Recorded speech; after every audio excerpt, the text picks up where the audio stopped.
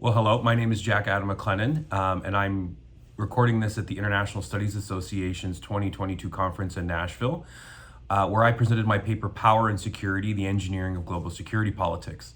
What lays at the center of my discipline is a simple question, which is why do states, which are diverse in their backgrounds, nature, and makeup, and which do not share the kinds of political institutions that we associate with political order within states, like institutions like laws, parliaments, legislatures, and so on, why do those states nonetheless adopt what seem to be clearly visible and often repetitive forms of behavior? That's what we in international relations study. Most of the work that has been created in the discipline over the last few decades has really focused on the role in which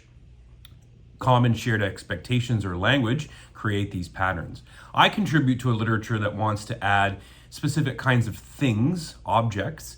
to this understanding. The idea that there are particular kinds of objects in our world that exist that create these patterns of behavior, and understanding those patterns of behavior requires understanding the role of those influences. I'll be presenting the paper here, and I'll be submitting it for publication at Security Dialogue, which is a leading journal in international relations, really focused on the kind of critical security studies work that I do.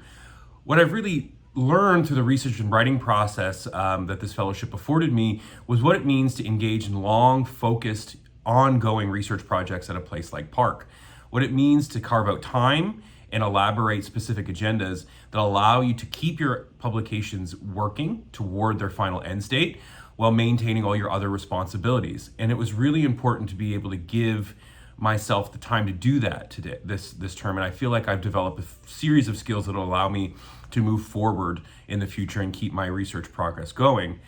It also taught me that my writing process is a little wonky compared to the workflow of a place like PARC, and that I had to engage in a sort of reflexive thought process about how to change that in order to make sure that I maintain the kind of pace and publications that I want to. I'll know that I've already had papers planned for next year, and discussing things like guest lecture opportunities at the University of Edinburgh in Scotland and other future ISA conferences. The foundations for those are built in the material that I produced for this paper, and it really shows the value of having time for faculty in order to engage in a specific writing task and then to learn what it will mean to keep that writing process going throughout their time at PARC.